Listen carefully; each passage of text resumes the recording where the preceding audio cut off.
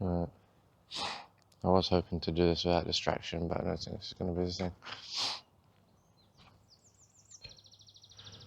Okay, so I don't know how many days after we are now, but I got a message back from my lawyers, and they basically said that realistically, it'll either be the financial side of things or the reason for going that's screwing everything up, which I can read myself on that form.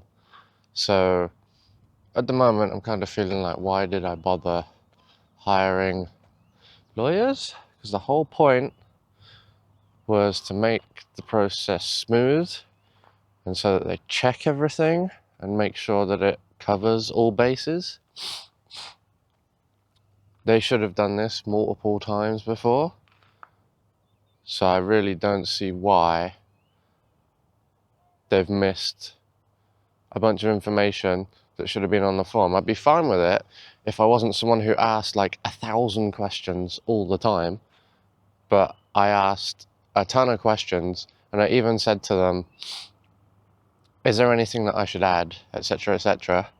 And I asked them for a gauge on how good they think the application is, which they never answered to. Yes, there's that, and then they also do their own checks as well before they send everything back to you, ready for your application. So I'm not sure how someone can miss. Why wouldn't you just cover every base? Why wouldn't you just cover every base? If I was doing it, I would just cover every single base I can possibly cover with as much detail as I can possibly cover. Like, why wouldn't you ask for the extra info? You must have done this multiple times. Like, I don't understand. But anyway, the reality of the situation is, right now I've got two options. You can either contest or appeal or reapply, and appealing takes months, so there's no point in doing that. But reapplying is the same process again, and you can just reapply indefinitely, so just constantly reapply and reapply and reapply. As long as you cover what they're asking for, you may eventually get a visa, but this is basically going to be a one and done now. If the next one doesn't give them what they want, then I'm going to have to look at other options, I think. Because realistically, I can't do this over and over and over again, because I will run out of money. And right now, I'm obviously bleeding slowly, but it is very, very slowly, so it's okay right now. One thing that does complicate stuff is that my initial Airbnb, which is for 30 days, 36 days, something like that, I can only refund the first 30 days. Oh, sorry, I can't refund the first 30 days. I can only refund the final 6 or 7 days, however many days it is. Which means I might as well go to France. But if I go to France, I can't do the visa application again. But if I don't go, then I've lost a bunch of money for no reason. So I don't really know what to do with that one.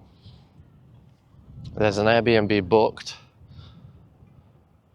and it'd be the same price as me staying here, because all I'm doing is paying for groceries. I don't know, man. To me, it seems like I should go for that month.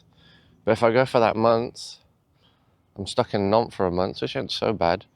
But I also then can't apply again. Whereas if I don't go, I can apply early May and potentially be there end of May. The other problem is Airbnbs now, I need an Airbnb for at least a month to be able to get the visa. But Airbnbs now, as we are in April, are going to be getting booked up for the summer. So like June, July, August, they're going to be gone. There's going to be like none, which complicates everything even further, which is why I needed this to be a one and done type of scenario. God. So everything's really freaking complicated. I would say don't apply for, well, you can apply for a visa whenever you want, right? But don't try and go to France or another country just before the summer. That's a bad idea. It's a great idea if you get it when you need it, but as soon as you don't get it, that's it, you're kind of screwed, because there's going to be nowhere to stay. I don't know, man. I don't know. Tricky. Seriously tricky, and it's way more tricky than I thought it was going to be. I thought hire lawyers, one and done, no problem. France, even the lawyers made out like it's no big deal, it's really easy, everyone gets the long stay visa. But someone who has the money up front, has the accommodation, met every single requirement, still hasn't got enough information in their application to actually get the visa. I don't know. There's also the fact that it'll depend who you get in the consulate, right? There'll be people who gloss over certain things, and then there'll be people like the people that I got, or the person that I got, that doesn't gloss over anything, and they need extra information and all of that. I'm sure that's part of it as well. I think it's luck of the draw, but I mean, I'll keep you updated.